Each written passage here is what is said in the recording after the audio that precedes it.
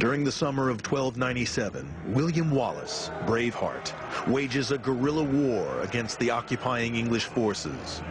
Then, in a pitched battle at Stirling Bridge, he stops them in their tracks.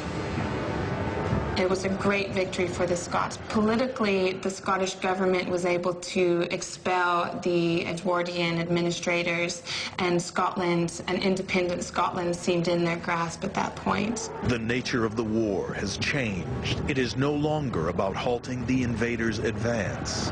It is about driving them out. Obviously, winning the battle was very, very important, but what Wallace had to do now was to re-secure Scotland for the Scots, and to do that he needed to get the English out of Scotland's castles. Castles dominated the Scottish landscape, strongholds of military power, wealth, and government. Time has taken its toll on these once great fortresses, but now we find the clues to how they looked in the age of Braveheart. Taking castles would be crucial to his strategy. Each would present its own challenge. The first, Loch Leven, may not appear to be a mighty fortress, but since 490 AD, builders have chosen this site for its natural defenses. It sits on an island in the middle of a lake. Legend has it that its capture took all the courage for which Braveheart would become famous. He leads his men from the front. And Wallace himself swam out to the castle and managed to take the garrison's boat. No mean feat, because the water here is deep and very cold. He managed to row back to shore. He took his 18 men on board and they came out here. The water come right up to the walls in these days, and obviously you could be picked off by archers. The walls surrounding the castle are just 15 feet high. The English garrison relied too heavily on the protection of the lake. They simply weren't prepared for Braveheart's guerrilla tactics. We're told they slaughtered 30 of the garrison, but they did spare the women and children. But the extraordinary thing for me is to be able to come here 7 centuries on and touch the stonework, the very stonework that Wallace and his men scrambled over.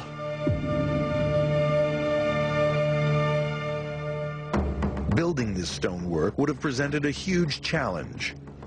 I suppose most people must look at old castles like this and just look at the strength of them without actually thinking about how they were constructed. The walls are 8 feet thick, a double layer of mortared stone filled with rubble.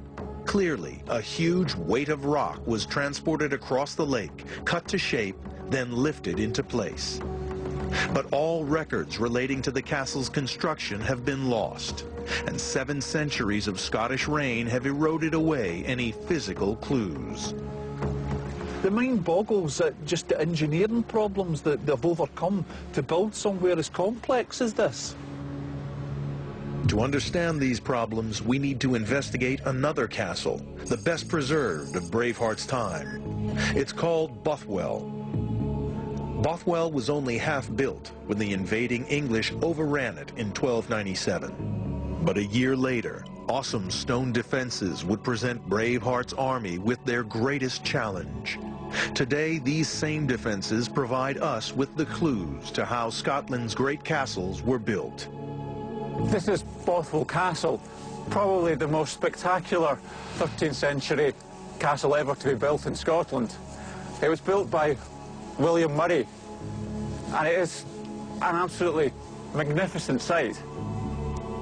William Murray, known as the Rich, was the uncle of Andrew Murray, Braveheart's co-commander, killed at Stirling Bridge. This meant that Braveheart would have had a personal motive for wanting to recapture the castle from the English. And as you can see, the castle literally grows out of the bedrock. The castle is built of this absolutely beautiful red sandstone. From these surviving structures, we can now recreate this medieval world. The castle's centerpiece was a mighty tower known as the donjon. It was a massive piece of engineering split into 4 levels. The basement stored food and weapons. The ground floor was taken up with a majestic banqueting hall. And above that was the common hall for the servants. Murray's private chamber was at the top. This was a medieval penthouse with ensuite bathroom and a large window offering a magnificent view. Proof of Bothwell's sophistication still survives on the outer wall. Well, we're looking at a couple of medieval toilets. They took sewage and excrement away from the interior of the castle and shot it out. But it's on the inner wall that we find the evidence of how these medieval castles were built. High up on the walls, we can see some indentations which were used when they were constructing the castle. Known as putlog holes, these indicate where the scaffolding was actually built into the thick walls. Just below them are smaller dimples. These show where the masons used calipers or cramps to lift the heavy building blocks nearly 90 feet. There was probably a master mason who was in overall charge of work on site, but he may have been taking a lot of his instructions from his patron. Murray employed the best masons in Scotland. They took their inspiration and techniques from across Europe.